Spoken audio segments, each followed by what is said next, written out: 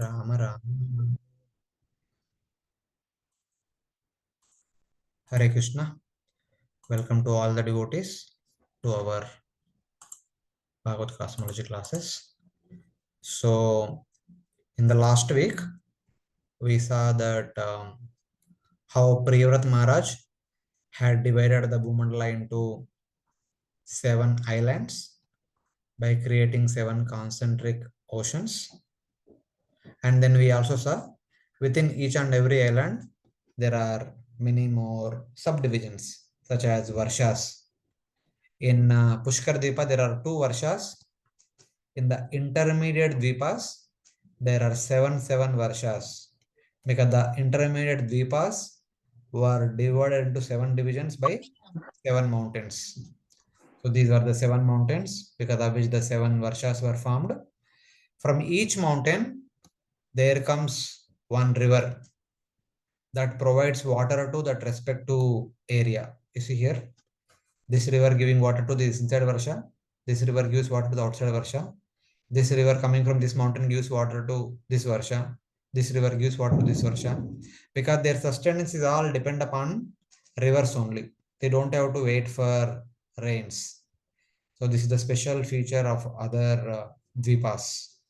And all the dvipas get their names because of the presence of a special thing like a lotus flower or a tree or mountain or something like that.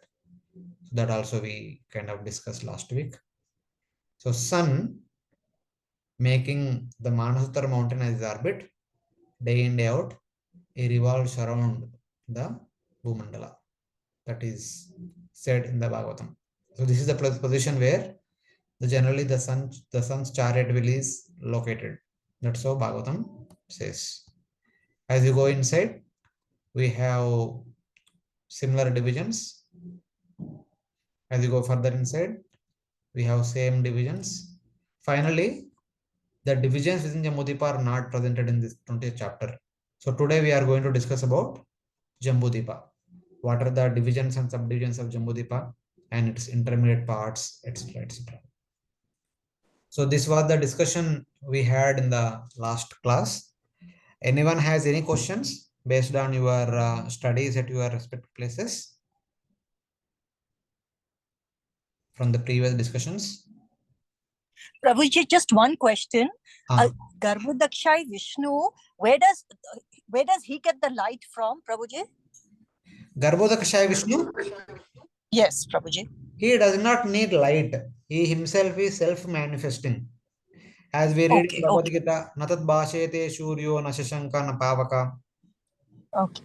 So spiritual world and the Supreme Lord does not need external light.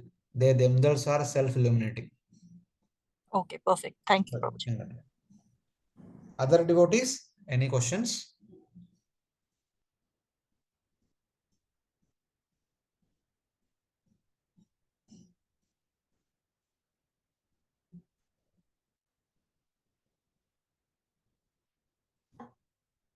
Okay, no problem. So we'll go ahead. So today we'll be discussing from Jambhudvipa, which is the first and innermost island, the middle central island, which is presented in the Bhagavatam Canto 5, chapter 16 to 19. 4 chapters are dedicated to describe Jambhudvipa. So before getting into the details of Jambhudvipa, there is a shloka talks about the location and the description of Jambhudvipa. It says that as you see from the top, the entire Jambhudvipa, it is like the orb of the entire lotus. The entire Bhumandala is like a lotus flower. Like last time we showed you that the entire Bhumandala is like lotus. See, in one round, this is one petal, this is one petal, like that. This is a round of petals consisting of 7 petals. This is one round, this is one round, like that. And this is one round, this is one round, this is like that. The different layers of petals arranged in a circular fashion, they are compared to the different dvipas and oceans of the Jambhudvipa, the Bhumandala. So in that, the central portion, which is Jambhudvipa, it is like the orb of the lotus flower. So that's how Bhagavatam says. Jambhudvipa is like the orb of the lotus. it is round like the lotus leaf. Just like Pushkara Patram is how it is circular. Same way Jambudvipa is also circular and Bhumandala is also circular, like a disc shaped. Its length and width are 1 lakh yojanas. From here to here, 1 lakh yojanas. If this is Jambudvipa, from here to here also it is 1 lakh yojanas. Within Jambudvipa, there are 9 mountains which mark the boundary mountains. Because of these 9 mountains, the entire Jambudvipa has been divided into 9 divisions, which are known as 9 varshas. And each division is of a width of 9,000 yojanas.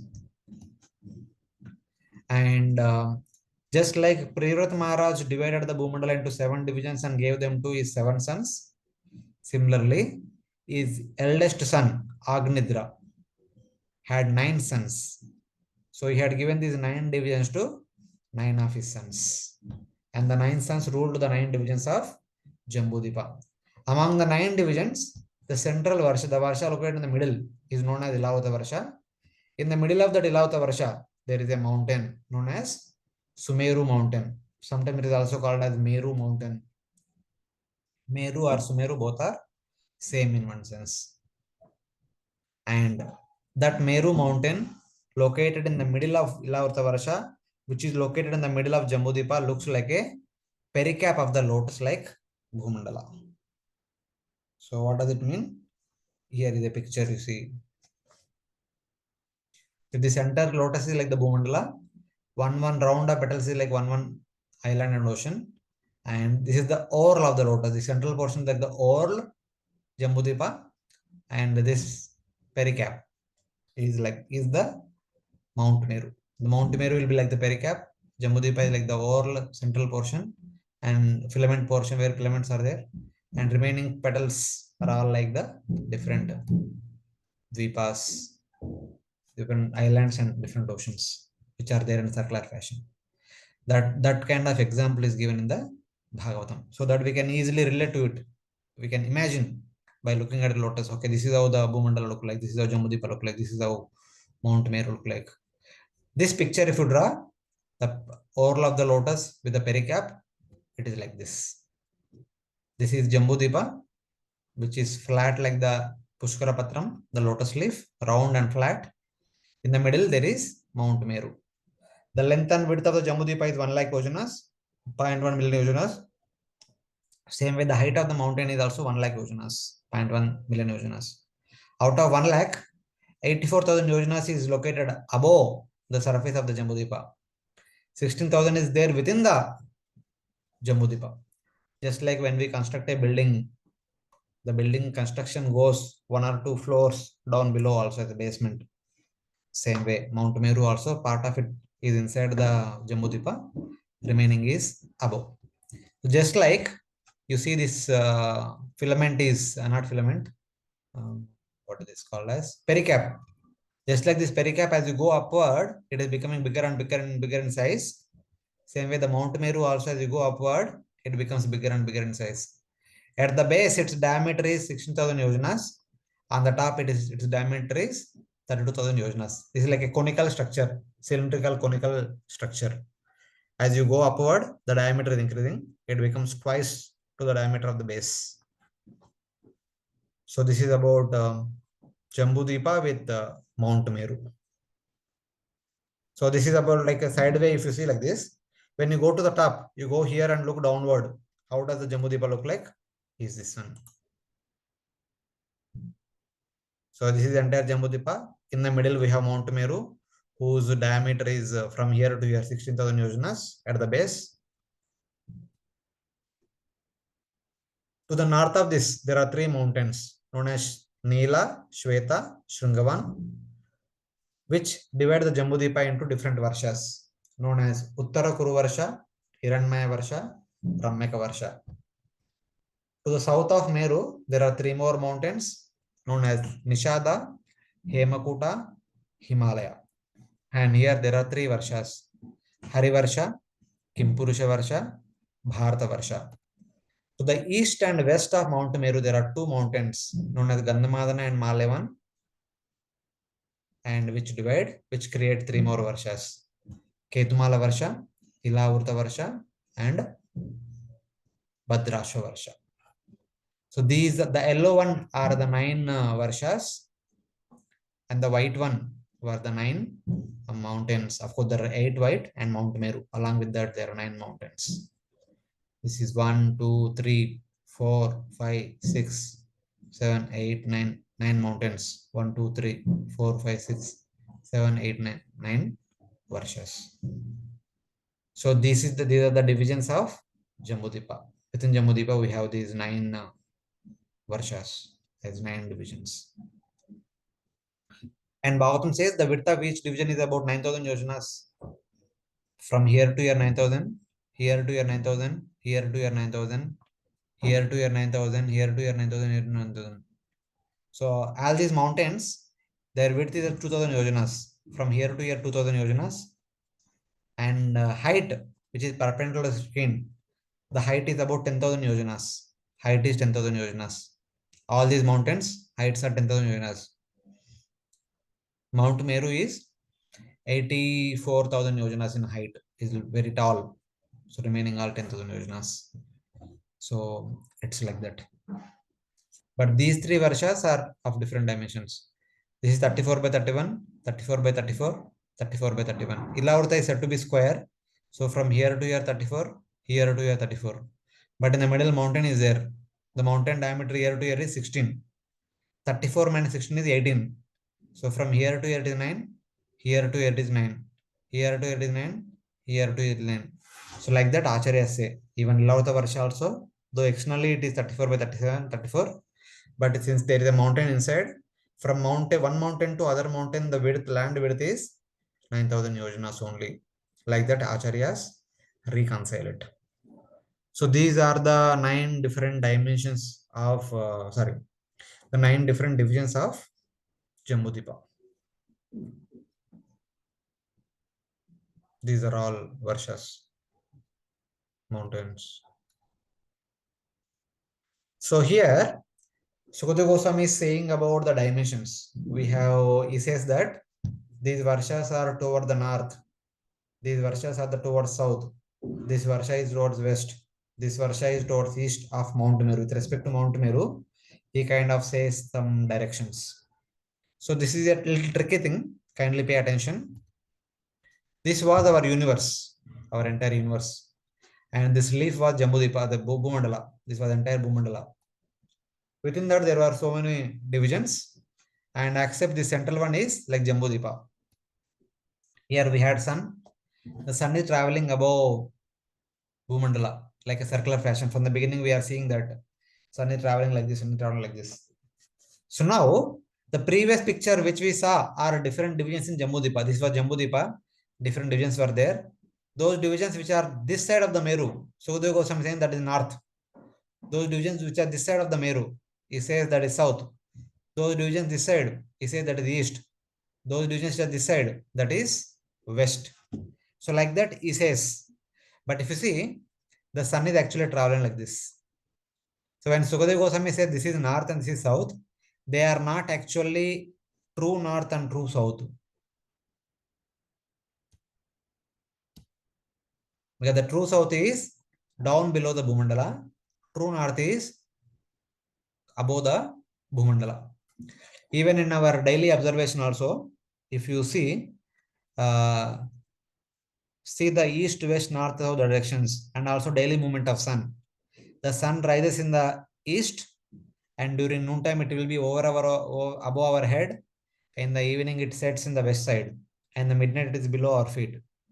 So sun is traveling like that on a plane. And the north is perpendicular to that plane. Here see the plane of the sun. The sun is traveling this plane. And north is perpendicular to the plane of the sun's daily travel. That's the true north. So it is like that. Even if you see in your room, wherever you are sitting, if for example, this is east for me here, and this is west for me, and this is north, and beach south. And in my daily observation, the sun is rising here. At the noontime, sun is above my head. In the evening, sun is setting here. And in the midnight, sun is exactly below my feet, and next day morning rising here.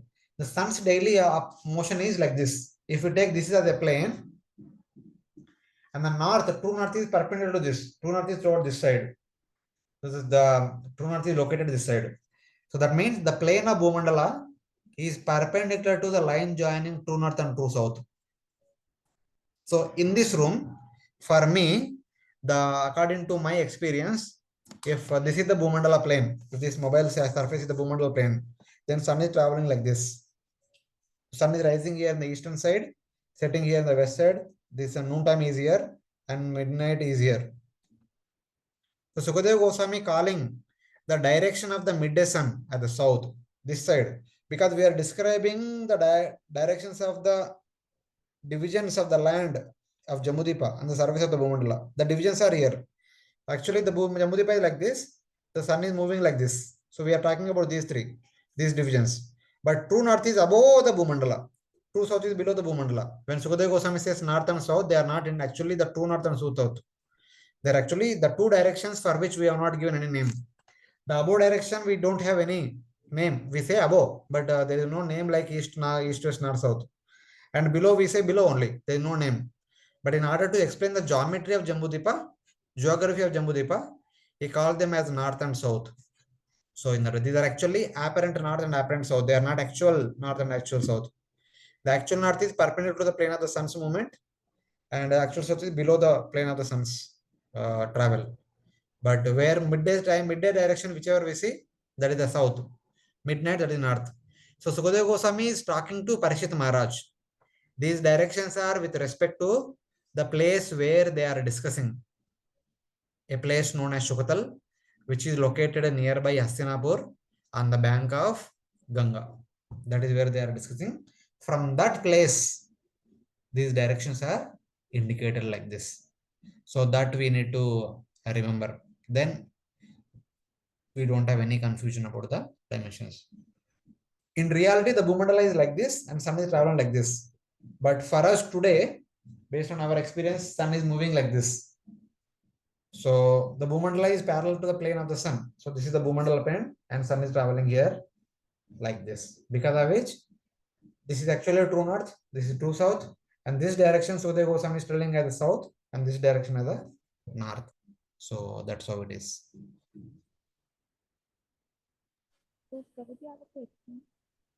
Midday sun, midnight sun. Is someone trying to speak? Your voice is very low. Can you hear me now? No, please come a little closer to your microphone. Your voice is still low. Okay, one second. Now, Prabhuji, is it better? So, Prabhuji, when you say up and below, so that's not the true north and true south, right? Below the Bhumandala is I'm a true little south. confused. Above the Bhumandala is true north. I can't hear. You are able to see the slides? Yes, Prabhuji. Yeah. You see, here true south is written. The below the plane of the Bhumandala is true south. Above the plane of the Bhumandala towards Satyaloka, that is true north. Okay. Yeah. What Sukadeva Goswami talking about is Jambhudvipa. Jambhudvipa is this grey portion where he is talking about different divisions within that grey portion. So in that, this side is telling east, this side is telling west, this side as north, this side as south. This north south are not true north, true south. True north is perpendicular to the screen towards me. Okay, Prabhu. The true south is inside the screen, that side. Okay, Prabhu. Like that. Okay.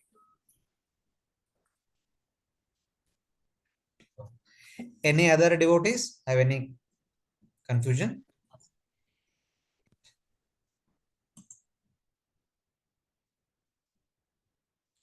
This slide once again it will come after we describe our Bhartakanda, etc. So, but for now, kindly remember Ritna 8 divisions. These are the 9 divisions of Jambhudvipa. This is how the divisions are made. The different varshas and different mountains are mentioned. Their width, dimensions, height, length, and all kind of given.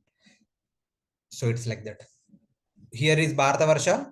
Here is Himalaya mountain. Here is Kimpursha Varsha, Hemakuta mountain, Hari Varsha, Nishada mountain. So etc.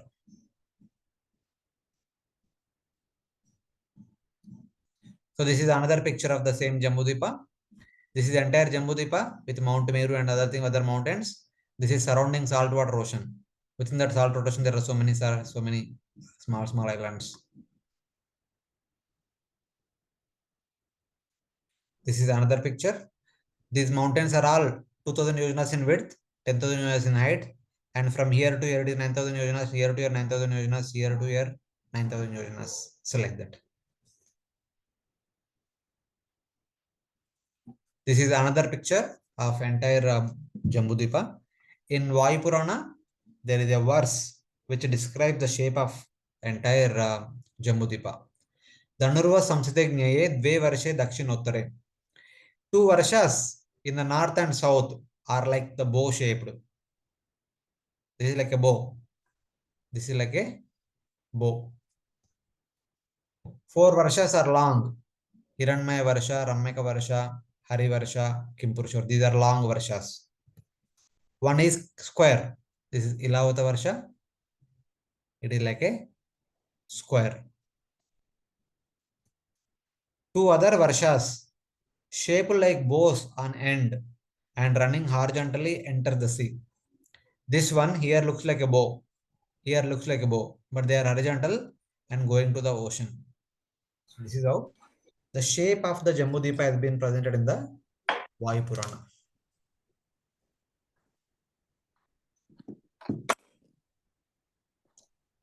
Ilavata is Chaturasram, square.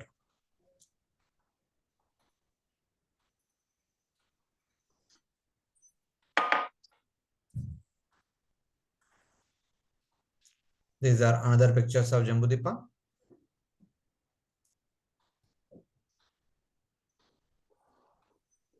Some close up. Then Bhagavatam talks about Ilavata Varsha.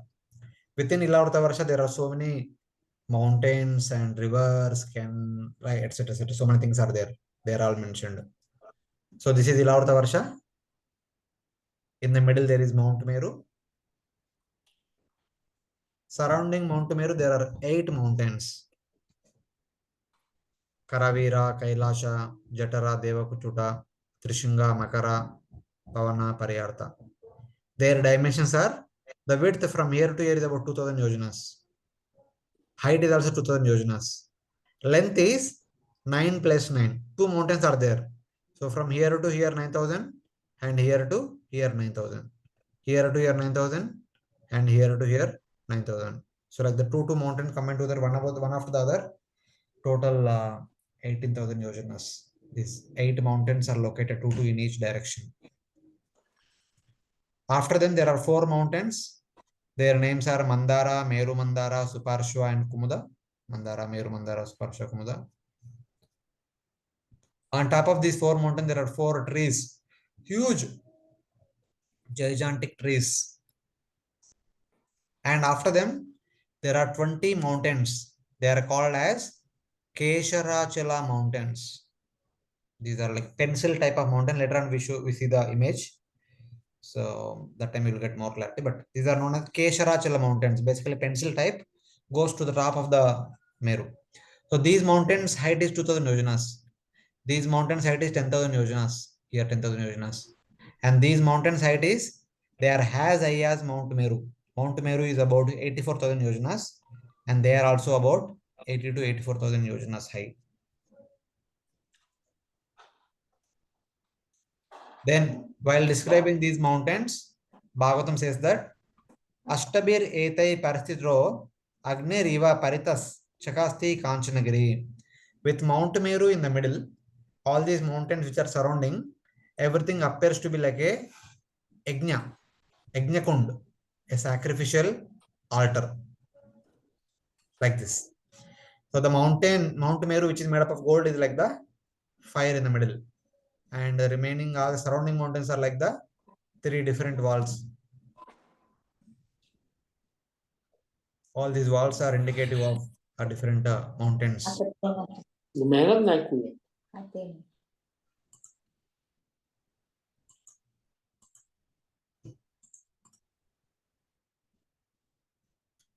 Same thing. Yeah, we will further see. There are few more details mentioned in the Bhagavatam. There are 4 mountains: Mandara, Meru Mandara, Suparshva, Kumuda. Their width is 2000 yojanas from year to year. Length is 10,000 yojanas. Height is also 10,000 yojanas, perpendicular stream. On top of these 4 mountains, there are 4 gigantic trees. This is Devachuta or mango. This is Jambu or rose apple. This is Kadamba. This is Shatavalsa or banyan tree. And the dimensions are the tree trunk. It is about 100 yojanas. 100 yojanas means 1300 kilometers. From Bombay in the central India, if you go towards east side to Vijayawada. Vijayawada is in the east coast, Bombay is on the west coast of India. Bombay to Vijayawada, whatever the distance is about 1300 kilometers. That is the size of the trunk of the tree. The height of the tree is 1100 yojanas. From here to here is 1100 yojanas. Into 13. 13 1 13, 13 1 13 plus 1, 14.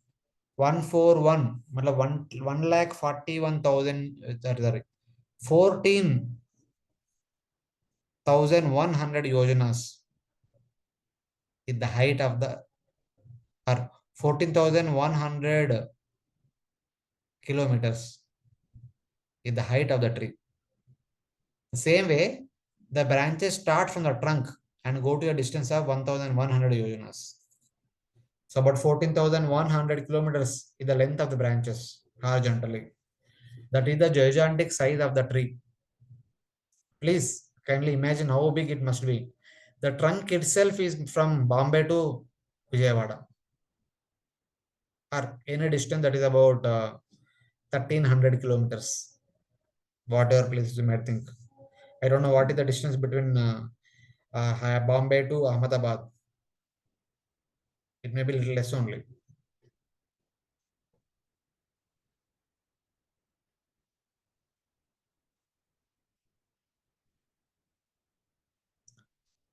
At the base of these trees, there are 4 gardens or 4 lakes surrounded by 4 gardens. And this lake is filled with milk. This lake is filled with honey. This lake is filled with sugarcane juice. This lake is filled with pure water. This garden is known as Nandana garden. This is known as Chitrata. This is not Vibrajita. This is known as Sarvatobhadra. And the Devata-like beings who are residing in the Ilavarta Varshas as nearby places, they spend their time in recreation in these gardens and lakes for water sports, etc., etc. So that is the purpose with which they use all these things. And the more important thing is, here is a mango tree, here is a mango fruit. The size of the mango fruit is about the size of a mountain peak. And that mango, when it falls down, when it's falling down from the top of the tree itself is 1,100 yojanas, and the mountain itself is 10,000 yojanas. When it falls down, drops down, hitting the mountain, it breaks open, and the entire juice flows like the river. Not only one mango, but continuously so many mangoes are keep falling, because of which the river is continuously flowing. It is known as Arunoda river. The ladies who are living in these nearby places, when they drink this mango juice, their bodies become fragrant, and the perfume goes to a distance of 10 yojanas, 130 kilometers. That is the greatness of this mango fruit.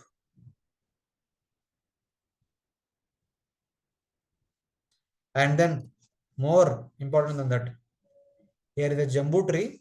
Because of the Jambu tree, only this entire area becomes known as Jambhudvipa, because this is so special.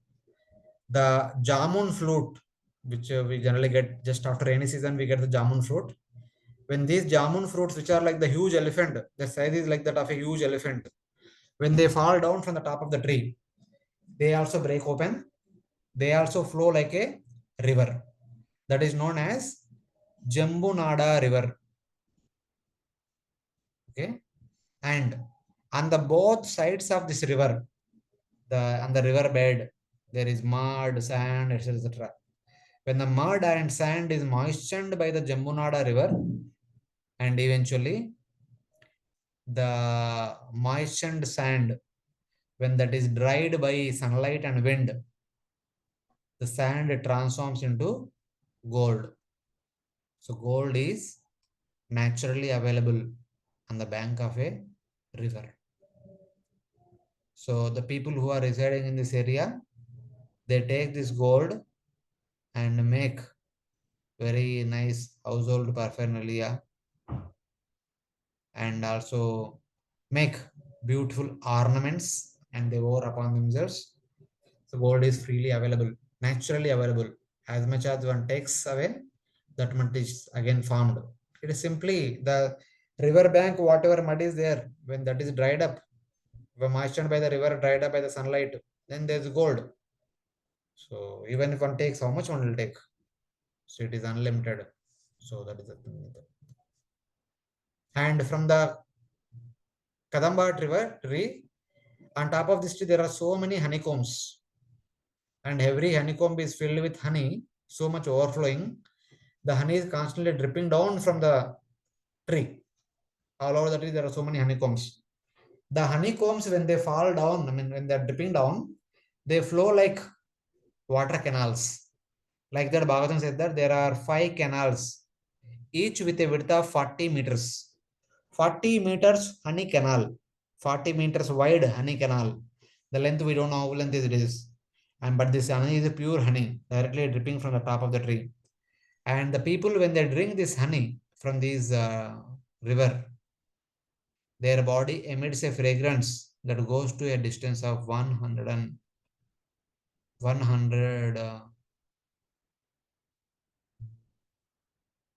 yojanas, 1300 kilometers. So that is how Bhagavatam says this honey is so pure that when they drink, they, from their mouth and body, the fragrance comes and it goes to a distance of 100 yojanas. So it's like that. Naturally available. Finally, the most important one is banyan tree. This banyan tree has hundreds of roots. That's why it is called as Shatavalsa. Shatavalsa means hundreds of roots, 100-rooted tree. From the every root, there comes a stream, there comes a canal. In one canal, there is water. In one canal, there is milk. In one canal, there is yogurt. In one canal, there is buttermilk. In one canal, there is ghee. In one canal, there is oil. In one canal, there is molasses. So like that, different things that we need for our sustenance are mostly available in the form of different water streams. So here the people are simply no need to work hard so much. Already available. Just go and use them for their survival. So it is like that. So these are different different things that are available within Ilavrta Varsha. Srila Prabhupada says that having all these things means the society is prosperous. The prosperity of society depends on the availability of the natural products, not the artificial products. Wherever these natural products are abundantly available, their society is very prosperous, and these people are very prosperous in Ilavrta Varsha. So in that way. But we are not so prosperous because we are cutting down the trees in the forest. We are not doing agriculture. Instead, we are developing so many factories, and we are not taking care of the cows. Instead, we are sending them to slaughterhouses, and we are not protecting the forest. Instead of cutting them, which are the source of honey products, honey and other products. That's why we cannot be prosperous. Whatever we may do through increasing this so much mercantile etc., but that will not bring us real prosperity, like the Prabhupada says. So then, these are the 8 mountains surrounding Mount Meru. And these are the 20 mountains surrounding all these places. Here is another picture of the entire Ilavarta Varsha. You see, these are the 4 mountains which we are discussing. At the base of the mountain, there is a garden and lake, and there is a tree. And that when tree falls down and breaks open and flows like a river, this is the river. This is the river. This is the river, and this is the river. They are the pencil type mountains, etc. You see, pencil type mountains like this. Small goes to the top of the Mount Meru. These are different divisions inside the Ilavarta Varsha. This is Ilavarta Varsha, the 4 mountains, 4 trees, and the other 8 mountains, 1 year, 1 year, 1 year, 1 year, 1 year, 1 year, 1 year, 1 year. And this is Mount Meru in the middle.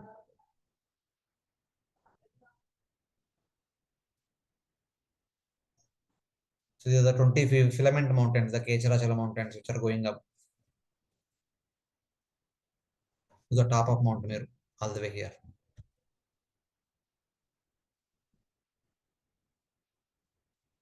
Same thing, if we cut Jammu Deepa here, cross-sectional view, just to see. If you cut here, from here, if you see how it look like. If we cut here and going here, and when you look this side, how it look like. So this is the picture as you see from this side. When you see from this side, when you cut like this, here we have mountain, here one mountain, here one mountain. Inside mountains are there, this is free, this is free. That is what we see here. We have 2 boundary mountains, Bhadra, this is Gandamadana and Malevan. Here is Bhadrasha Varsha, Ketumala Varsha, in between Ilavarta Varsha. Within Ilavarta Varsha, we have two mountains. This mountain is made up of gold, and these two mountains are made up of silver. And the 4 mountains on top of which the trees are there, they are made up of gold. The 20 mountains which are going to the top of Mount Meru, they are made up of diamond. This is the specialty of all these mountains.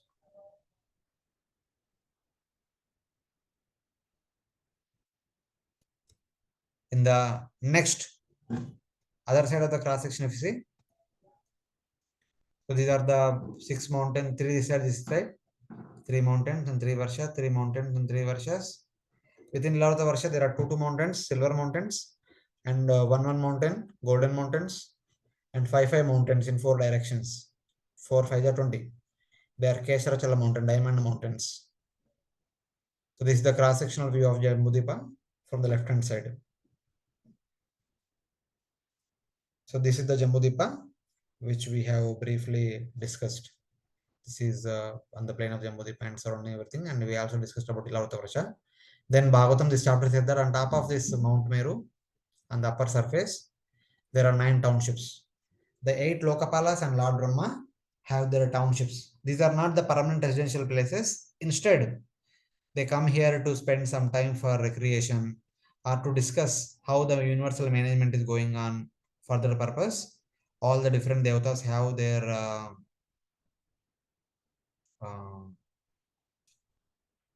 have the facility there. Their respect to townships. See here, in the eastern side, there is Indra's township known as Amaravati, Agni's township here, Yama's township, Niriti's township, Varuna's township, Vayu township, Kumaira's township, Surya's township, Shiva's township, and Brahma's township in the middle. So because the townships are connected to their names, so their names are also mentioned there. Amaravati, Tejavati, Samyamani, Krishnangana, Shraddhavati, Godavari, Manavati, Revati.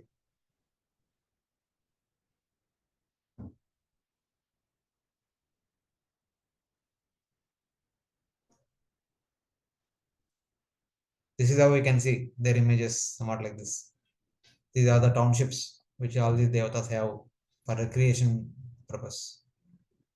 So these are all like different divisions of Jambhudvipa. Within Jambhudvipa, 9 varshas and 9 mountains, and within Ilavarta Varsha, so many subdivisions on top of Mount Meru, the townships of the different Lokapalas and devatas. This is about different divisions in Jambhudvipa. So yes, able to follow all of you? Any questions? Any doubts?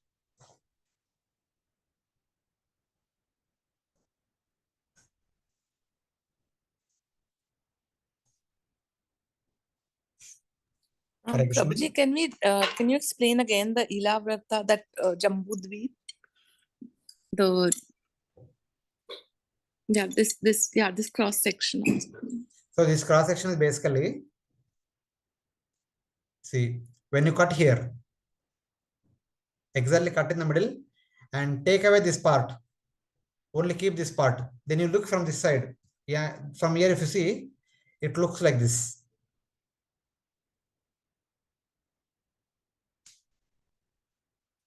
This mountain, Malevan, Kandamadana, and these are the pencil type mountains. This is golden mountain, silver mountains, and this is the Ketumala Varsha, Bhadrasha Varsha, this is Ravata Varsha.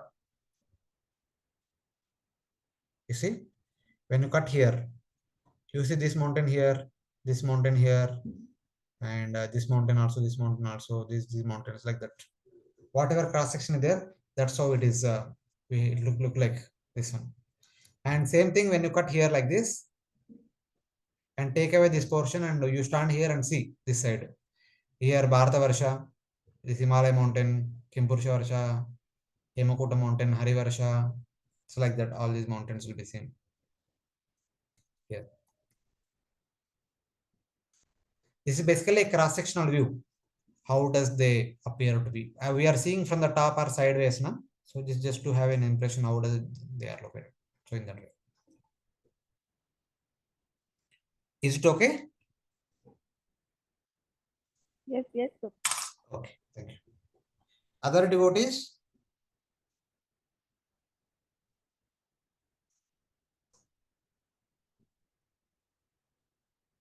Prabhuji, these filament mountains, there are 8 of them, Prabhuji. Filament mountains are actually 20. This one you're talking 20, about? okay. There are Yeah. 20 total, 20 mountains. And they are made of diamond. Only I have shown one either side, you see. These are all, if you count, there are 20 mountains. Okay, Prabhuji. 1, 2, 3, 4, 5, 5 this side, and 5 this side, 5 this side, 5 this side. So probably Bharat Varsha is right at the end. This is Bharata Varsha. Okay? Yeah, Prabhuji, so Bharat Varsha is right at the end. So that is where we are staying. Yeah, we will discuss about it later today, end of the class. Okay, Prabhuji. Yes. This is Bharata Varsha. And this is Himalayas, Himalaya mountain. Okay. Prabhuji, all the mountains that divide the Varshas are in silver, but which are these 2 golden mountains? No, the mountains which are dividing the Varshas are normal rock mountains only. The gold and silver are only within Ilavata Varsha. Varsha, inside Ilavata Varsha, whatever mountains are there, they are golden or silver. So these are. This mountain is rocky mountain only, the surrounding mountains. Within Ilavata Varsha, these are 4 mountains are there. Na? This one. These are made up of gold. And these two mountains, small one. This one. These mountains are made up of silver. And these pencil type mountains, they are made up of diamond. Because very small, they are going to the top. If they are made up of stone or something else, they will break apart. Because they are made up of diamond, they are stand still even now also. From the beginning of creation. So all the diamond pencil mountains are all in elaborate Varsha. Yes. Thank you, Prabhuji. Hare Krishna. Other devotees?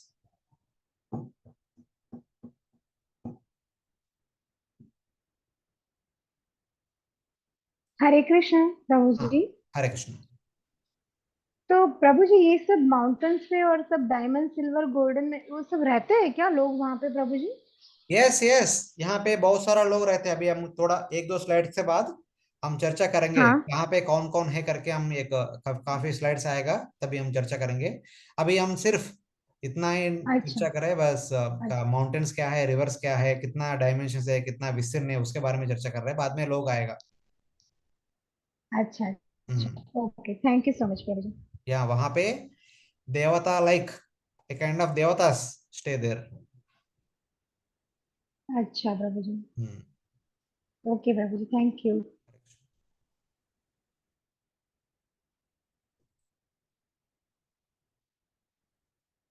Okay, we will go ahead. Are there any more questions from other devotees? So these are actually the townships. These are not their permanent places, but just like the Birlas have their bungalows in each and every city.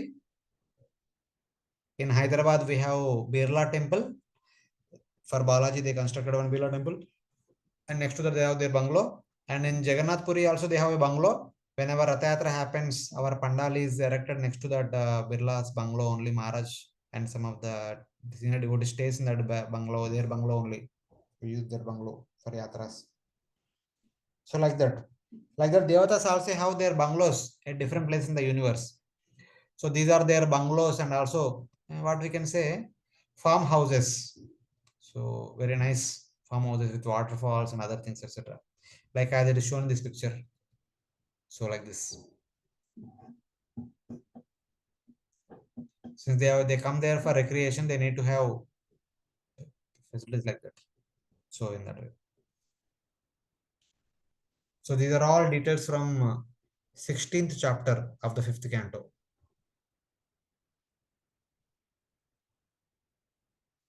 Okay, we'll go to 17th chapter.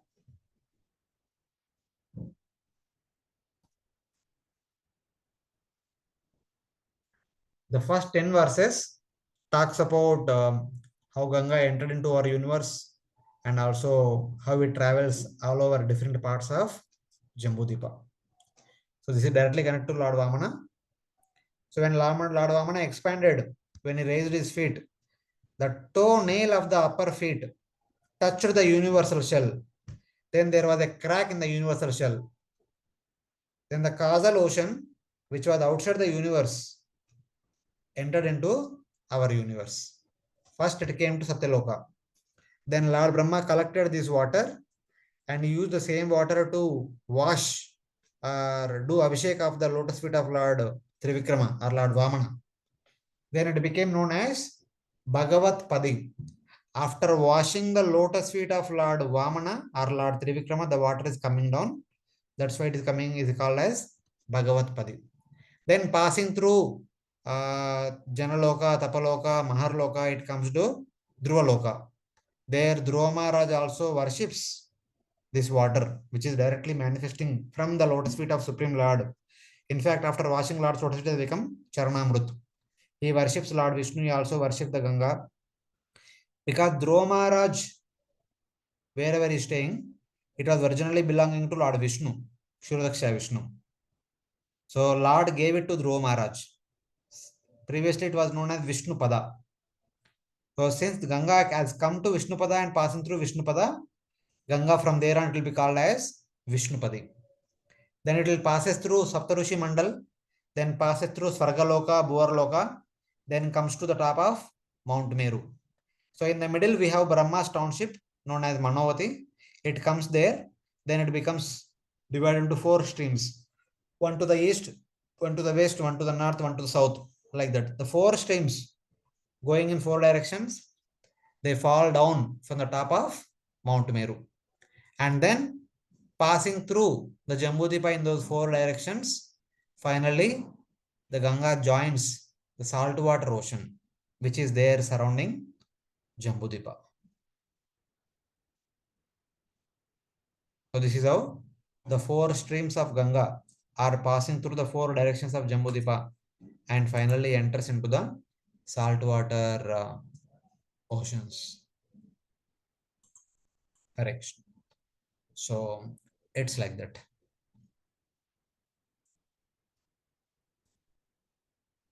So on top of Mount Meru, when the Ganga comes to the Manavati, Brahma's township, it becomes 4 divisions known as Shita, Bhadra, Chakshu, Alakananda. And in addition to these 4, there are many more small streams, but these 4 are big one. So they are important and their details are mentioned in the Bhagavatam. When they come to Jambhudvipa, they pass through all these different places. In 4 directions, whatever is there, are passing through all those different places, finally enters into saltwater ocean. So that's how Bhagavatam presents about the flow of Ganga. How it is passing through all the different varshas of Jambhudvipa. That's why the Ganga's flow is also described in the 5th canto. So here you see, this is how Ganga coming to the that township of Brahma in the middle, and then passing through 4 directions and jumping down to Jammu Deepa from the top of Mount Meru.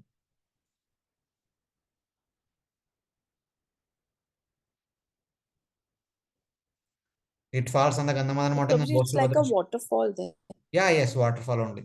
Here you see, it falls on top of this mountain and jumps. Then from here jumps and goes to Bharatavarasha, goes to saltwater ocean. Here also goes through. Here also jumps and goes through the Kuruvarsha and goes to saltwater ocean. This is how Ganga flows through all the different places, giving its water to all the different places within Jambhudvipa. When the water falling down from the top, it suddenly goes through bumping.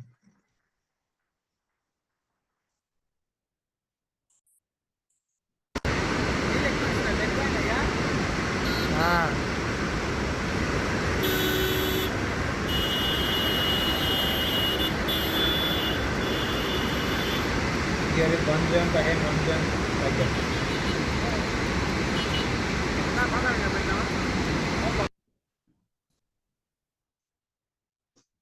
These are different pictures of Ganga jumping across.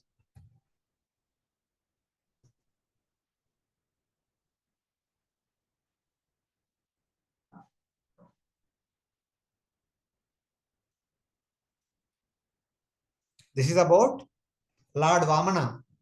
Through his intervention, the Ganga, the causal ocean, entered into our universe as Ganga. But in due course of time, this Ganga becomes invisible in Bharatavarsha. Other places it may be there, but in and around Bharatavarsha, the Ganga becomes invisible by the influence of time and all, etc. etc. Same thing happened during the time of Sagara Maharaj.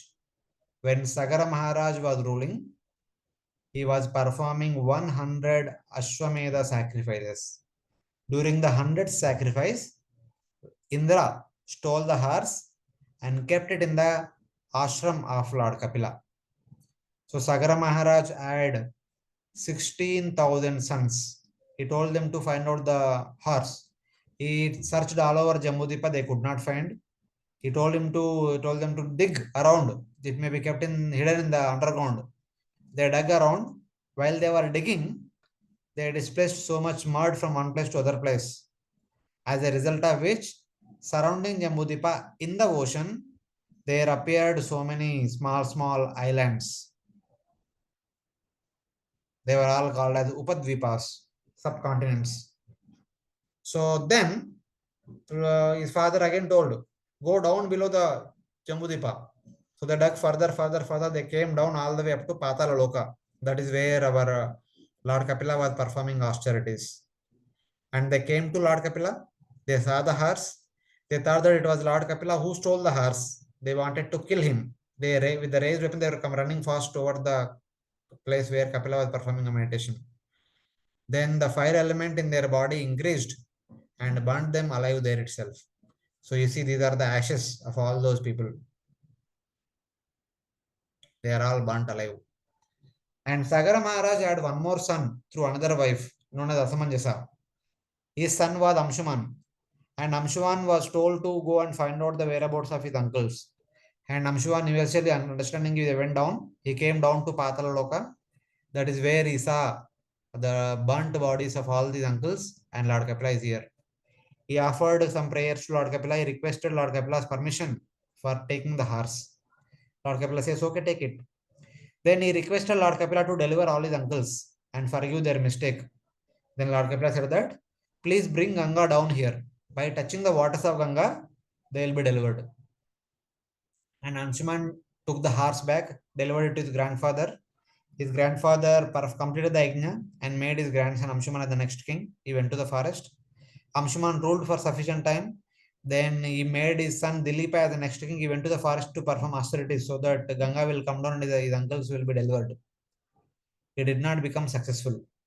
His son Dilipa had a son Bhagirathi. He made Bhagirathi the king. He went to the forest. He performed more severe tapasya. Still, he was not successful. Then Bhagirathi ruled for some time. Then he made his son the next king. He went to the forest. He performed severe austerities. Then Ganga pleased. Ganga agreed to come with one condition, that I traveled with huge speed. So if I come down like this, there will be a hole to the Jambhudvipa or to the Bharata Varsha. You do something to stop. Then Bhagirath Maharaj prayed to Lord Shiva. Lord Shiva agreed to reduce the speed of Ganga. So with that agreement, Ganga came down again, and Ganga went all the way up to Patala Loka in order to deliver the uncles of the forefathers of Bhagirath Maharaj. And this stream of Ganga is known as Bhagirathi. The previous stream which was there because of Lord Vamana was known as Alakananda. And even today at Dev Prayag, we see that the previous Alakananda and the latest Bhagirathi both are meeting together and going ahead, passing through Rishikesh, Haridwar. Eventually at Prayag, it meets with Yamuna and Saraswati and goes through Varanasi and other places such as Mayapur, and then goes to Howrah, then meets with the Bay of Bengal. This is the previous Alakananda. This is the next second Bhagirathi. Both meet here. Both are of different colors. All the pilgrims, when they go to Devaprayag, they come here and take bath. This is the bathing place. The confluence of both the rivers.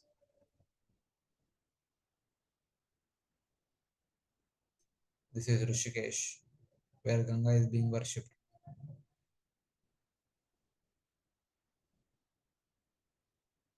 So while these 60,000 sons of Sagar Maharaj were digging around Jammu Deepa, so many islands were formed. Among those islands, 8 islands were prominent. They are Swarnaprishta, Chandrashukla, Mandaraharina, Avartana, Panchajanya, Simhala and Lanka. So 10th canto talks about Ramanaka Island. Ramanaka Island is the island where Kaliya used to stay there. Out of fear of Garuda, Kaliya left Ramanaka and came to Yamuna river in Vrindavan. That is where he poisoned the lake and Gopas fell unconscious. Krishna chastised Kaliya, then told him to go back to his home. And he said, Garuda will harm me.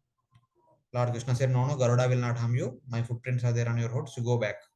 That time Bhagavatam says that Kaliya went back to his home known as Ramanaka Island. And Ramayana talks about Lanka. Lanka is actually the abode of Rakshasas. So in Surasiddhanta there is a discussion about this. Rakshasalaya Devauka Shalilayor Madhya Sutraga, something about the prime meridian line passes through the abode of the Rakshasas known as Lanka and the abode of the Devatas on Sumeru mountain, Sumeru, that is Brahma's abode on top of the Mount Meru, on which there are cities like Rohitaka, Avanti and Sannihita Lake. Rohitaka means the modern day Rohtak, which is there in just above Delhi, and Avanti is Ujjain, and Sannihita Lake is Kurukshetra. This is one of the lakes in Kurukshetra, like that. That is the prime meridian according to Vedic literature that passes through Mount Meru and Lanka. In between there are cities like Rohtak, Avanti and Kurukshetra. So in that way. So Rakshasala is basically Lanka, which is not Sri Lanka. Lanka is entirely separate outside Jammu Deepa. You see here, this is entire Jammu Deepa. These are the islands created by the 16th sons of Sagar Maharaj, and this is the Lanka. The prime meridian line is passing through Mount Meru, center of Mount Meru, and center of Lanka, which is passing through the center of Bharata Varsha. It's like that. That is prime meridian line. So that is all. So this is about how Ganga descended into our universe, and especially passing through Satyaloka, Janaloka, Tapaloka, Maharloka, Dhruvaloka, Saptarushi Mandal, Swargaloka, Bhuvarloka, top of Mount Meru, and passing through different varshas and different mountains of Jambudvipa, finally lands in saltwater ocean. From there goes down to Patala Loka by the intervention of our Bhagirathi Maharaj. These are all about Ganga's coming down, etc. Any questions?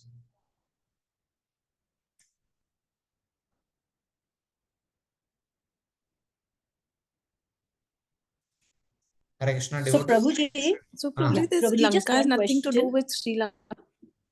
No, Lanka has nothing to do with Sri Lanka. Even today, Lanka is the abode of Rakshasas.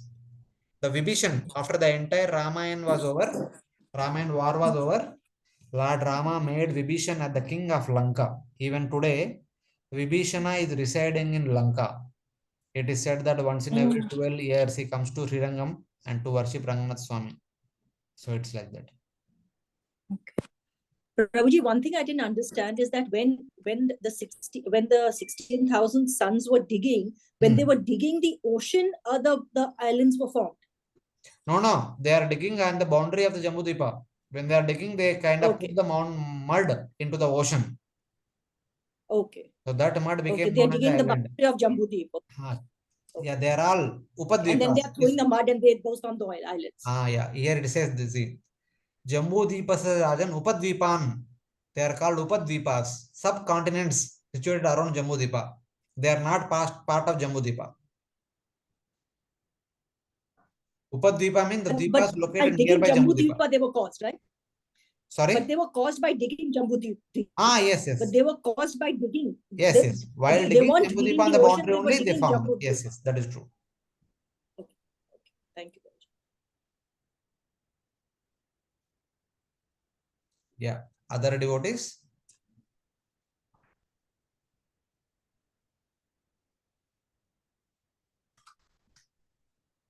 Prabhuji, only Lanka is a land of Rakshasas, not the other islands. No. Only Lanka is the land of Rakshasas, not other islands. Other islands, for example, Ramanaka, that must have been the island of snakes. All snakes might be living there. Because Kaliya was also living there. Yes. And who lives on the other islands, Prabhuji? We don't have any information. Somebody might be living, some species might be staying there, but thank you. So I only know about the two, so I put them in a different color and I explained about them. Some species might be living. This universe is filled with different variety of living entities. Somebody might be living there everywhere.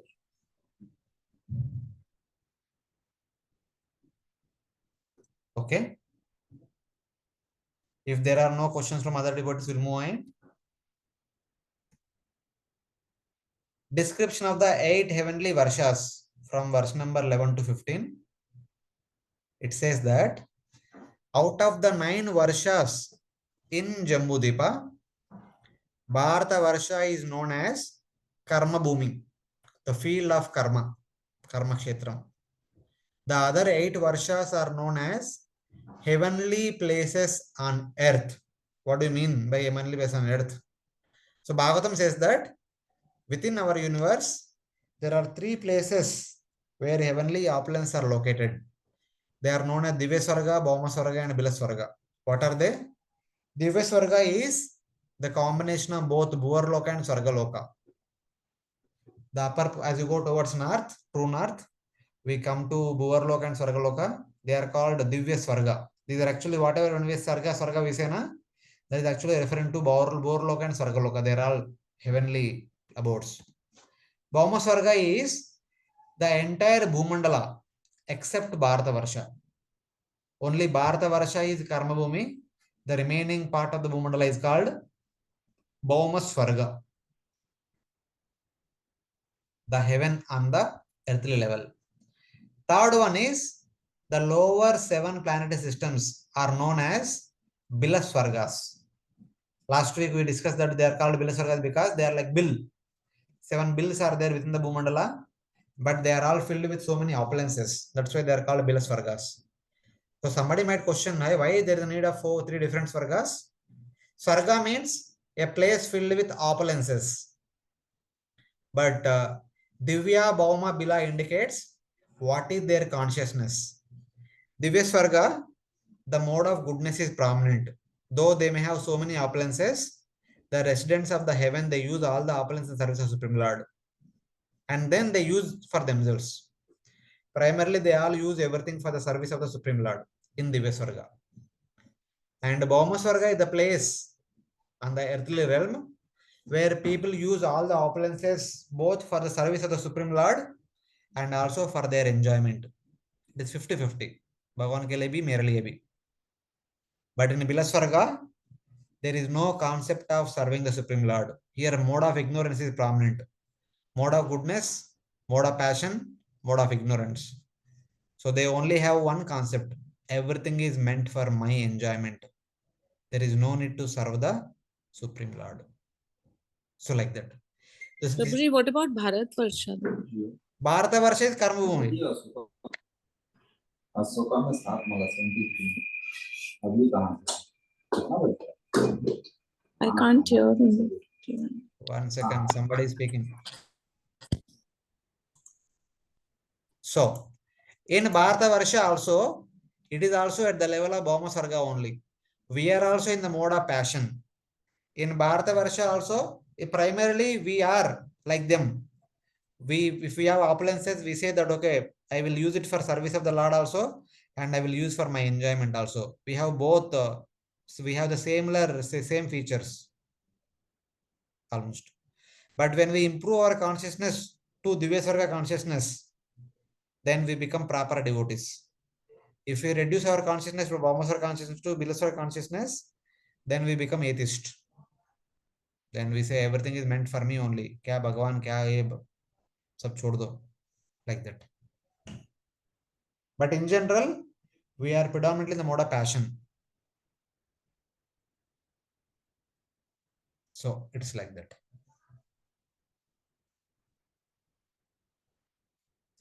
So now, what is this Bhauma Swarga Padani? Bhauma Swarga.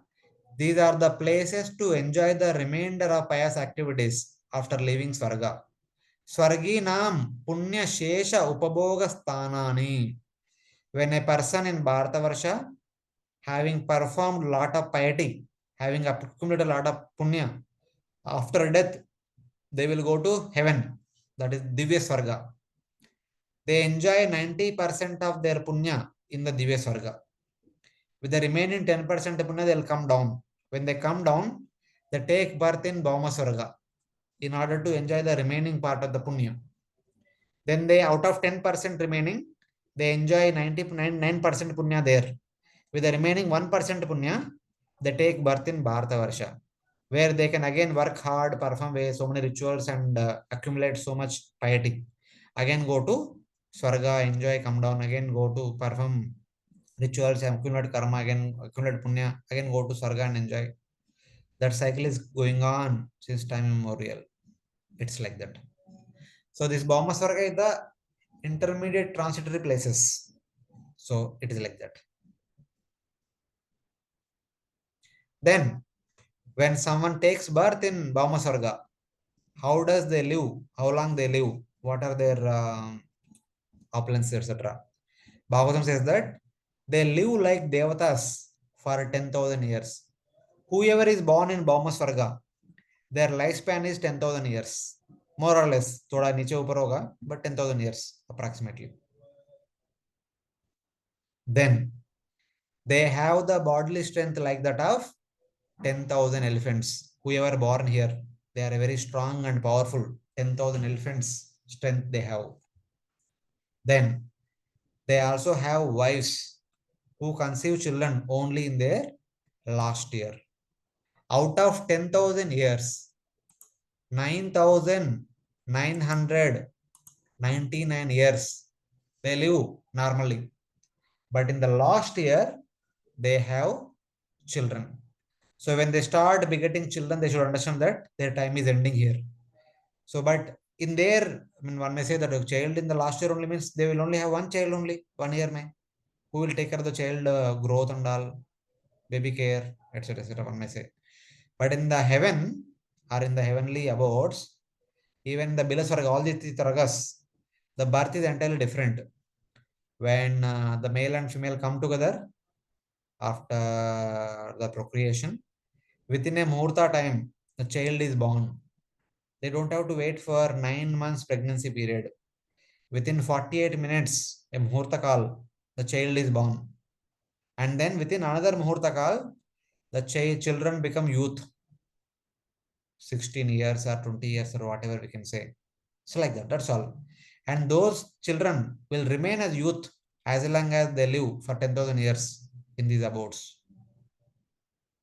That is the specialty of these Swargas, Bilaswarga, Bhaumaswarga and Divaswarga. There the parents don't have to go through the pains of carrying the embryo for 9 months in the womb and then taking care of the child year by year, all the way up to 15, 16 years. No need to worry about all those things. Within 1 or 2 muhurtas, everything takes place. And then the children on their own way, parents on their own way. It's like that. That is what happens in the heaven. And then whoever is born in Bhauma Swarga, they experience the happiness like that of Treta Yuga here in Bharatavarsha.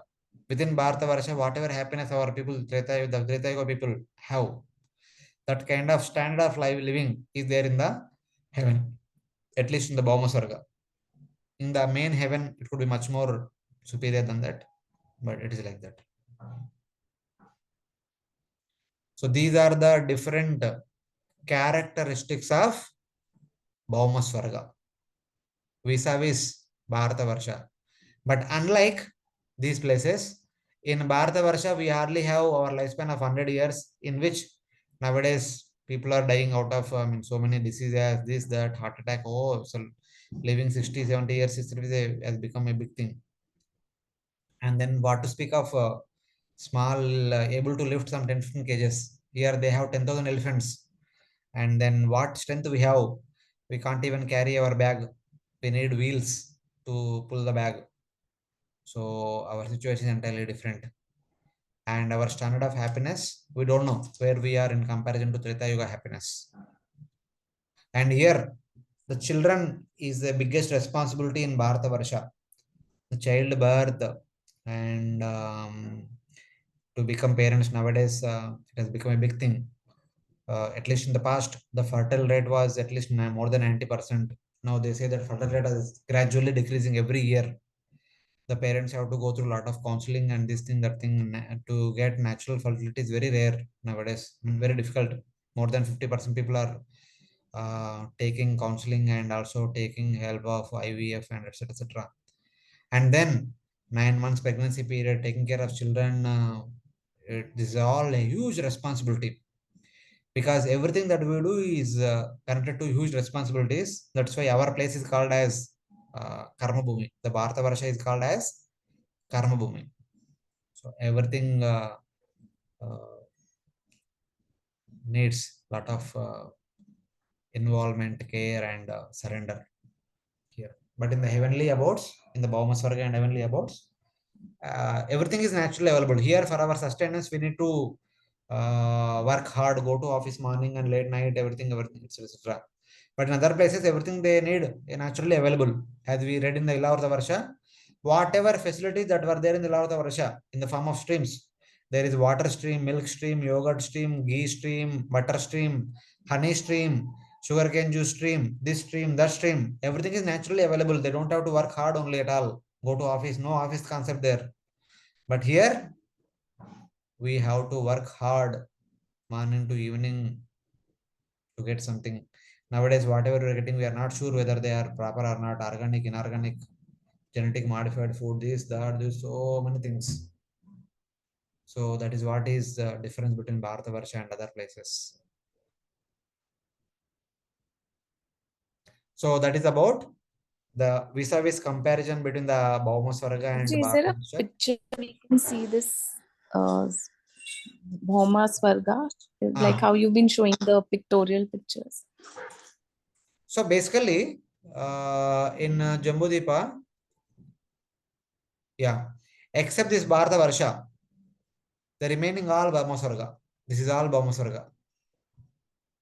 All this is Bhauma Swarga only. And whatever facilities we saw here, that mountain from this banyan tree, 100 routes are there, 100 streams are coming. One stream this, one stream that, so many things we said. The same kind of facilities are there in all these 8 varshas. So they don't have to work hard, they don't have to go to office and other things, etc. etc. Only in Bharata Varsha we need. Even scriptures say that in Bharata Varsha our sustenance depends upon rains. In rest of the Bhumandala, their sustenance is depending upon only rivers. Rivers in the form of all these different streams. Because everything one needs is in the form of rivers only. But in the Bharata Varsha, we need rains. When there is rain, then there is grain. When there is grain, there is food. When there is food, there is activity. As Lord Krishna says in Bhagavad Gita, Annat Bhavanti Bhutani. All the living entities are sustained based on food. And how come we get food?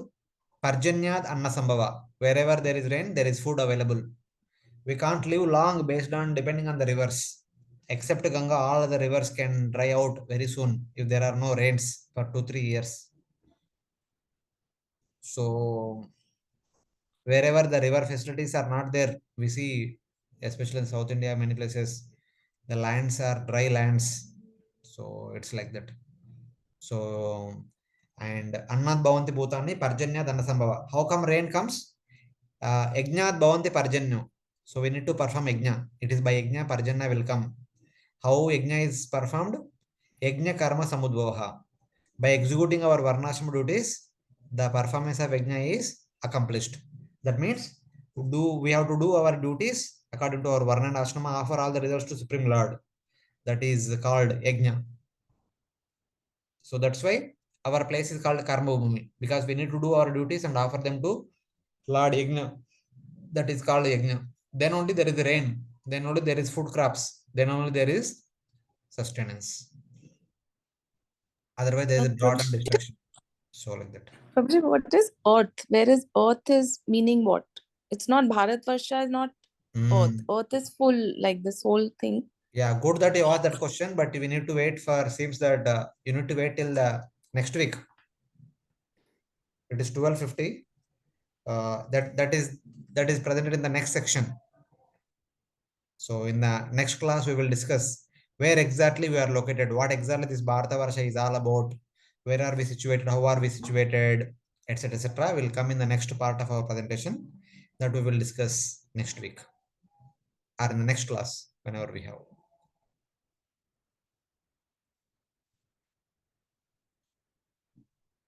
Any other questions based on this slide? Any confusions?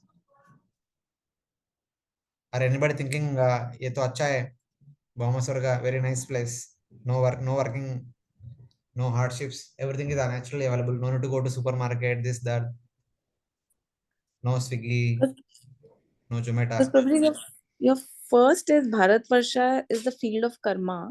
Yes. And the other 8 Varshas are heavenly places on earth. Yes. So I Heavenly was a little places on confused the about earth means, of course, see, problem is that in the translations, Prabhupada uses earth everywhere.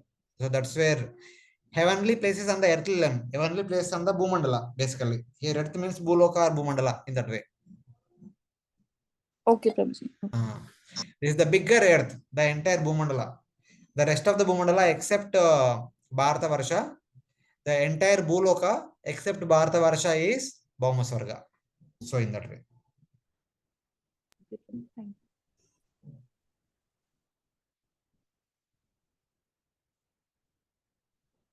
So, I mean, don't get an impression that, okay, Bhaumaswarga is some portion of our earth globe. So maybe America is Bhaumaswarga, something like that one may assume. No, it is not like that. Our entire earth globe is also within Bharata Varsha only. These are places outside, which we don't have access to all these places.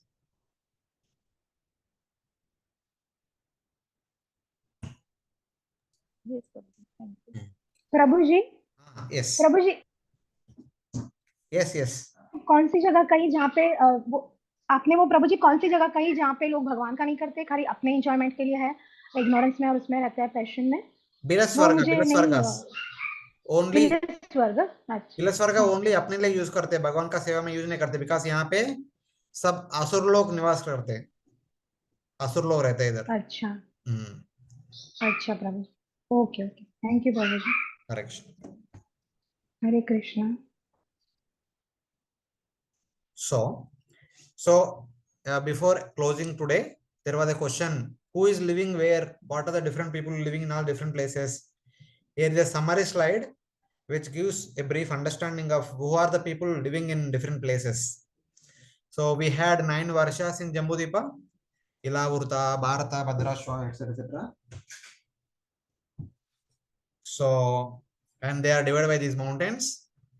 In Ilavurta Varsha, at least in that section, Bhagavatam says that there is only one male Lord Shiva, and he is served by Bhavani and 1 billion Yaksha ladies. If by mistake some other male person enters into that area, they will become female. So Bhagavatam 9th canto describes that at one point of time, Parvati and Lord Shiva, they were in their inner chambers, and then suddenly some sages from the upper planetary system, they wanted to have darshan. They went inside inner chambers, where suddenly they entered into their inner chamber. So Parvati suddenly became disturbed. So sudden appearance of the sages into their inner chambers, etc. So that Bhavani. And then Lord Shiva put a condition: hereafter, if some male enters into this area, they will become female. So because of that, Bhagavatam says that in that area, only female are there, except Lord Shiva, remaining all are female. And here Lord Shiva, being assisted by Bhavani and these extra ladies, continuously engaged in serving Lord Sankarshana. Lord Sankarshana is Ishtadev. He continuously serves Lord Sankarshana. He is worshipping him. So in that way, in one sense, Lord Sankarshana is Mahavishnu. It is from Mahavishnu only Lord Shiva appears. So Lord Shiva, Lord Sankarshana is the source of Lord Shiva. Lord Sankarshana is Mahavishnu. So he continuously worships Lord Mahavishnu. So in that way. In Bhadrashva Varsha, Bhadrashrava, he is the son of Yamaraj. He worships Lord Hayagriva. His Ishtadevi is Lord Hayagriva. And he resides here along with his family members, friends, relatives, and many other people who ascend to Bhaumasvarga by their punya. All these different people also reside in this Bhadrashva Varsha. In Arivarsha, even today, Prahlad Maharaj is residing there. He is worshipping Lord Narsimha. He is Ishtadev. Even after the pastime of killing of Hiranyakashipu, even after the pastime of sending Bali Maharaj to Sutraloka, Prahlad Maharaj is here around only. Because even the Lord said, come to Vaikunta. He said, no, until all the people of this material world come to spiritual world, I cannot come. So he is currently living there, waiting for all of us to go back to Godhead. So he is worshipping his desirable Lord Narsimha. In Ketumala Varsha, Mother Lakshmi, okay, with Prajapati Samvasara's children, girls and boys, she is always engaged in serving Lord Kamadeva or Lord Pradyumna. She is the wife of Lord Pradyumna. She is serving Lord Pradyumna, Mother Lakshmi. One of the expansion of Mother Lakshmi, living in Ketumala Varsha and worshipping Lord Pradyumna. And Ramanaka Varsha, the current Manu, Vaivashvata Manu, he is the son of Sun God. Sun God has 3 wives, and the son of one of the 3 wives, he is engaged in serving Lord Matsya, because in his previous life he was King Satyavrata. One day when he went to river to offer morning argya, Lord appeared as a small fish in his palm, kapud palm. When he took the water, he saw a small fish about to throw in the water. The fish requested, please protect me, please save me, etc. Eventually that fish became gigantic and told that in 7 days there is going to be pralaya. I'll send a boat, you aboard that boat, I'll save you. The king who was saved by Lord Matsya became the devotee of Lord Matsya. And in his next life, he appeared the son of Sun God. So he has become, his name is Shraddha Deva. He has become Vaivashvata Manu, the Manu for the 7th Manvantara period. Currently, he is residing in Ramanaka Varsha and worshipping his Ishtadev Lord Matsya. Similarly, in Hiranyamaya Varsha, Aryama, Aryamai is one of the 12 sons of Aditi, one of the 12 Adityas, and he is worshipping Lord Kurma here, living in this place. So, in that way. So, Aryamai is one of the 12 Adityas. When Yamaraja, cursed by Mandava Muni, appeared as Vidura, Yamaraja, being cursed by a sage known as Mandavya, took birth as the son of a Shudra lady, that is Vidura. He was supposed to be here for 100 and more years. During that time, it was Arima took care of the responsibility of Yamalok, and that Arima stays here in Hiranmaya Varsha.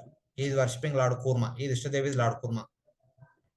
And similarly, Uttarakuru Varsha, the Bhudevi, having rescued by Lord Varaha. Lord Varaha left the entire Bhumandala from Garbhodaka ocean 2 times, once during Swayambhu Manvantara, once during Chakshusha Manvantara. Eventually, Lord Varaha married Bhudevi, and that Bhudevi stays here in Kuru Varsha worshipping Lord Varaha. She is staying there. She means actually we are seeing here only the leaders, but they have their subjects and their family members, friends and relatives and brahmanas. Everyone is there, a big society.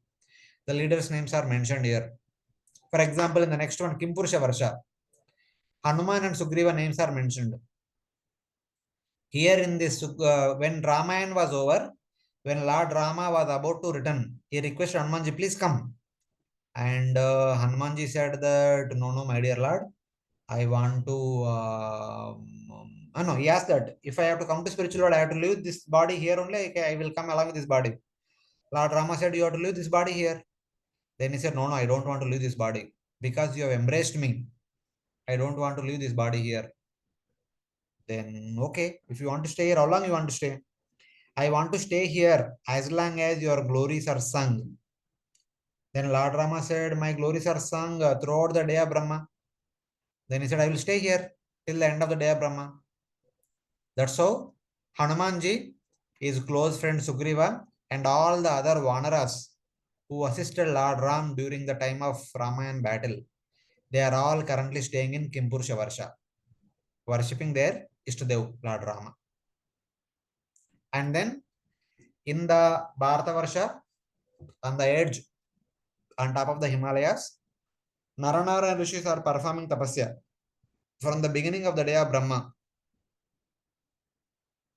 So it is here Narada Muni worshipping Naranara and Rishi on behalf of all the residents of Bharata Varsha, offering prayers unto Lord Nara Narayana. So these are the different people residing in these different places, worshipping their respective worshipful deities. Lord Shiva worshipping Lord Sankarshana, served by Bhavani and all the other ladies. And Bhadrashva, son of Dharmaraj, worshipping Lord Hayagriva. Mother Lakshmi, worshipping Lord Kandarpa. And Vaivashvata Manu, worshipping Lord Matsya. Arema, worshipping Kurma. Bhudevi, worshipping Lord Varaha. Prahlad Maharaj, worshipping Lord Narsingadev. Hanumanji, worshipping Lord Rama. Narada Muni, worshipping Naranarayan Rishis. So these are the principal people, but there are so many others are also living in all these places. So the leaders' names are mentioned. All these other places are all like Bhoma or Sargas. That's why these are heavenly places. No? That's why we see all these wonderful people are residing, not ordinary people. Prahlad Maharaj, Hanumanji, all the Sugriva and other monkeys, Mother, one of the expansion of Mother Lakshmi, and her expansion, Bhudevi, Aryama, one of the 12 Adityas, the Vaivashvata Manu is residing here, Dharmara's son, one of the 11 Rudras is residing here in this particular place. So these are not ordinary places. They are all heavenly places. So in that way. So now the question is, when Bhagavatam says while describing Ilavrata Varsha, only one male is residing. How can you say Itna Bada Ilavrata Varsha? Only one male. So then Acharya explained that these two mountains, wherever they are located, this is the area where Lord Shiva alone resides. He alone, only one male is there in these two mountain area. Remaining entire area is occupied by both male and female. This Kailasha and Karavira mountains, if one goes to this place, they will transform into female gender. Rest of the place, both male, female are there. So that is the understanding. So because in the Bhagavatam it says that for Samudra Manthan, both the Devatas and Asuras came to Ilavrata Varsha. They were taking this mountain. This is Mandara mountain. Since it is made up of gold, it was very heavy. So when they were about to take it, the mountain is so heavy, it fell upon them. They could not carry it. Then Lord Vishnu came and lifted the mountain, rejuvenated them, put the mountain and everyone on the back of Garuda, and took the mountain all the way up to the Milk Ocean, where the Devatas and Asuras did the churning of the Milk Ocean. So that is there. And Kardama Muni, with his wife, bringing her in that aerial mansion, he took her all these different places in Ilavrata Varsha. Both of them traveled all over Ilavrata Varsha, all over Mount Meru. So it's like that. So like that, there are so many descriptions. Many devatas coming here and playing and spending time together with their concerts. So like that. Only these two mountains area where no other males are allowed, are not allowed. If they enter, they become female in that way. Here, one of the 11 Rudras stays here. Like that, in the upcoming discussions, we see another form of Rudras also stay at different places. But 3-4 forms are mentioned. Remaining Rudras, where they are staying, we don't know. But at least 4 places we know in the Bhagavatam. So that was about all the different things, different divisions of Jambhudvipa, and about Ilavrata Varsha elaborately. And 8 Varshas called as Bhaumasvarga. 9th Varsha is called as Karma Bhumi. And we have seen who are the leaders in all these different places whom they are worshipping, and they are all doing devotional service only everywhere. And in the next class, we will discuss about Bharata Varsha. Bharata Varsha is the place where we are staying, and we are going to talk about that in the upcoming class. So that time we'll understand where exactly we are situated, etc., etc. So we'll stop here. Any questions based on the last few slides?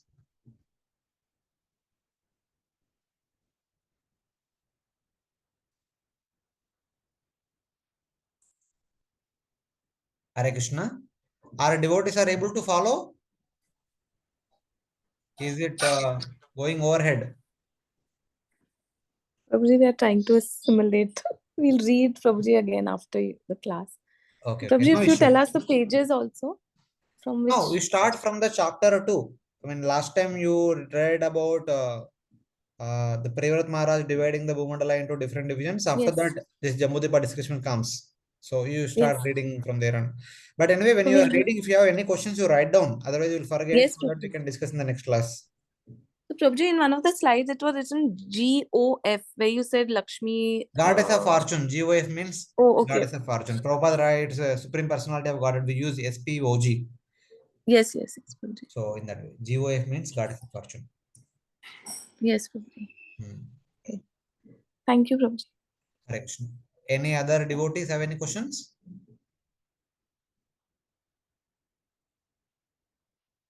One person had a question, but she's not able to connect.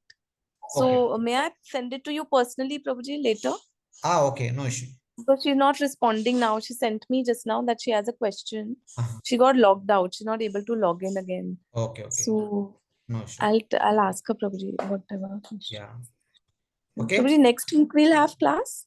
I'll update you. Maybe 1 or 2 days. Yes, I'll update you. Hanji. Okay, Prabhuji. Thank you very so much. much. Hare Thank you. Krishna. Dandavat pranam, Prabhuji.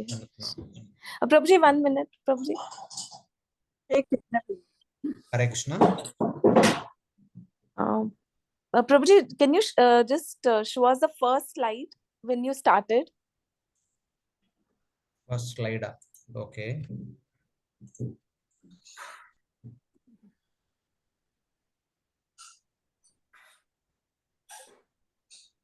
Prabhuji, all these rights are there in the book, no? No. May not be everything, but most of them are there in the book. Prabhuji, this. Details are there. Every detail is there. All the pictures may not be there. Important pictures are there. Yeah, I'll send it. The Prabhuji changes. Yeah, this one. Yes. Thank you, Prabhuji. I took a screenshot. Thank you so much, Prabhuji. Hare Krishna. Thank you very much. Hare Krishna.